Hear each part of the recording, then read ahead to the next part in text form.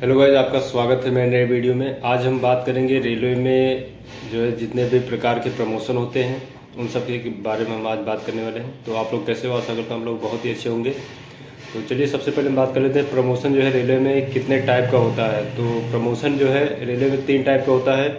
एक होता है डिपार्टमेंटल ही होता है। एक होता है आपका जो है एक्सपीरियंस के अनुसार, तो आपको कितना एक्सपीरियंस है, कितने साल आपने वर्किंग किया, उसके अनुसार आपको जो है प्रमोशन दे दिया जाता है। और दूसरा होता है जीडीसीई के माध्यम से, और तीसरा होता है एलडीसीई। तो इन सभी पर हम चर्चा करेंगे। तो सबसे पहले हम बात करते हैं आपके जो सीनियरिटी बेस पर, आपके जो है एक्सपीरियंस के बेस पर आपको जो प्रमोशन दिया जाता है उसके ऊपर हम बात करेंगे। तो इसमें क्या होता है, जैसे स्टार्टिंग में आप ग्रुप डी से लगे हो 1800 पे ग्रेड पे, तो अगले 10 साल तक आप काम करोगे। 10 साल बाद आपको एक प्रमोशन दिया जाएगा। 1800 से 1900 पे ग्रेड पर आपको प्रमोशन दिया जाएगा और ये 10 साल में होगा। उसके बाद अगले 10 साल में आपको जो है 2000 पे ग्रेड पर जो है प्रमोशन दे दिया जाएगा। फिर अगले 10 साल में आपको 2400 पे ग्रेड पर। इस तरह जो है 30 साल लगभग हो गए, और 2-4 साल और जोड़ लीजिए तो लगभग आप जो है रिटायरमेंट पर आ जाते हैं। तब आपको 3-4 प्रमोशन ही मिल पाते हैं। तो ये एक जो है सीनियरिटी बेस पे हो गया प्रमोशन। और दूसरा हम बात करें जो है जीडीसी। तो जीडीसी होता है जनरल डिपार्टमेंटल कॉम्पिटिटिव एग्ज़ाम। तो ये जो है आप जो डिपार्टमेंटल के हिसाब से एग्ज़ाम निकाले जाते हैं, तो उसमें आप पेपर जो है उसमें आप जो है पेपर निकालिए और आप प्रमोशन लीजिए। तो इससे होता है कि जैसे ग्रुप डी लेवल से आप जो है ज्वाइनिंग किए हैं, तो आप सीधे जीडीसी के माध्यम से आप जो है स्टेशन मास्टर तक बन सकते हैं। तो इस पर हम जीडीसी के बारे में हम चर्चा करेंगे। तो इसमें होता है जैसे आप जो है जैसे आपका ट्रेनिंग पीरियड ख़त्म होता है, वैसे ही आप अगर भर्ती आती है जीडीसी में तो वैसे आप तुरंत भर सकते हैं। तो और जैसे ही आपका एग्ज़ाम क्लियर करके आप जो है तुरंत के तुरंत प्रमोशन ले सकते हैं। ये सबसे अच्छा तरीका है सबसे कम समय में प्रमोशन लेने का। तो जीडीसी के बारे में बात करें, कौन भर सकता है कौन नहीं भर सकता है, इसके बारे में चर्चा करते हैं। तो देखिए रेलवे में जो है कैटेगरी 2 टाइप की होती है। एक होती है सेफ्टी कैटेगरी, एक होती है नॉन सेफ्टी कैटेगरी। तो सेफ्टी कैटेगरी में होता है जो ट्रेनों के रनिंग में बिल्कुल एकदम अलर्ट रहते हैं, जैसे आपका जो है स्टेशन मास्टर हो गया, ट्रैकमैन हो गया, और पॉइंट्समैन हो गया, और लोको पायलट हो गया। ये जो सेफ्टी कैटेगरी में आते हैं। और नॉन सेफ्टी कैटेगरी में ऑफिशियल वर्ग जितने भी होते हैं, जैसे क्लर्क हो गए और टीसी कर्मचारी, जितने भी टिकट कलेक्टर जो बैठे होते हैं खिड़कियों पे, वो सब हो गए, वो नॉन सेफ्टी कैटेगरी में आते हैं। तो देखिए ये दोनों भी नॉन सेफ्टी और सेफ्टी दोनों वाले जीडीसी फॉर्म भर सकते हैं। और कौन नहीं भर सकता है, तो जो अपने आरपीएफ सीआरपीएफ होते हैं, ये जो है इस फॉर्म को नहीं भर सकते हैं जीडीसी। तो इसमें जो है जिसको जो है नॉलेज है, जिसको रनिंग में काम कर रहा है, वही इस डिपार्टमेंट में जा सकता है। तो और हम चर्चा करेंगे इस पर जो है कि एज लिमिट के बारे में, कि कितनी कितनी एज होती है जीडीसी के लिए। तो जीडीसी के लिए जो है अनरिजर्व के लिए 42 साल रखा गया है, और ओबीसी एससी एसटी के लिए 45 साल एज रखी गई है मैक्सिमम। तो इस साल के अंडर में आप रेलवे में कार्यरत हैं तो अब आप जीडीसी फॉर्म भर सकते हैं।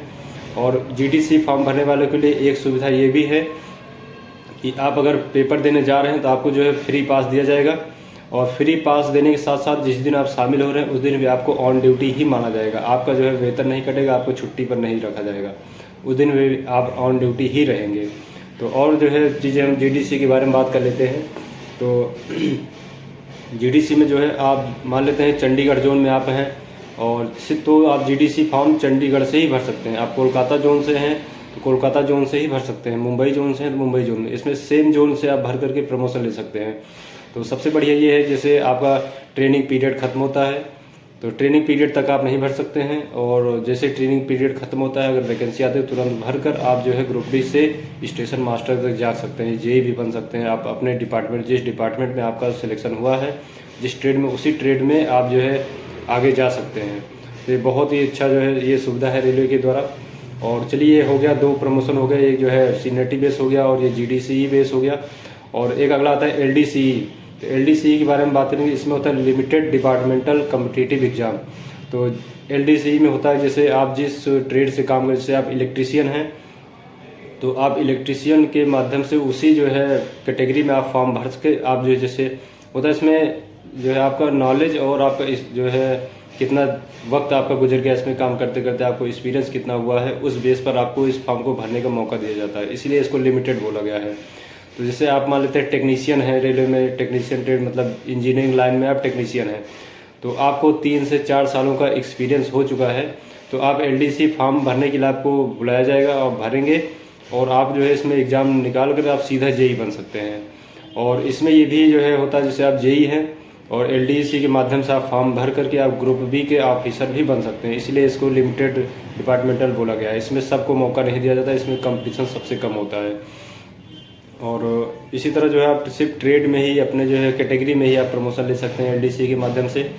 तो और जो है इसमें बात करें जैसे कि अब बात करेंगे कि प्रमोशन के लिए कितनी वैकेंसीज अंदर से निकालते हैं और कितनी खुली वैकेंसीज करते हैं। जैसे आरआरबी जो रिक्रूटमेंट करता है वो कितनी वैकेंसी करता है रेलवे के जितने भी पद हैं उन पे, और कितनी जो है प्रमोशन के लिए रखी जाती हैं। तो जैसे मान लेते हैं कि 50% जितनी भी सीटें हैं वो जो है प्रमोशन के माध्यम से भरी जाती हैं रेलवे में।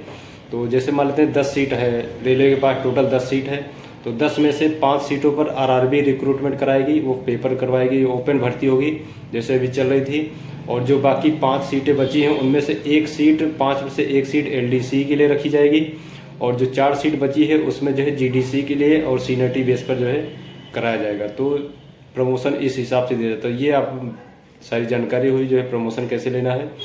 तो सबसे अच्छी सुविधा ये है कि जैसे ही आप ट्रेनिंग पीरियड खत्म करते हैं और जीडीसी एलडीसी फॉर्म आता है, एलडीसी तो नहीं होगा जीडीसी आएगा, तो तुरंत आप भर करके एग्ज़ाम निकाल करके प्रमोशन ले सकते हैं। तो ये सबसे बेस्ट तरीका होने वाला आपके लिए। तो चलिए जीडीसी एलडीसी के बारे में जानकारी आपको कैसी लगी, और ऐसी जानकारियों से जुड़े रहने के लिए आप हमारे चैनल को प्लीज़ लाइक शेयर सब्सक्राइब करिएगा। और चलिए ठीक है, मिलते हैं फिर नेक्स्ट वीडियो में, तब तक के लिए बहुत बहुत धन्यवाद।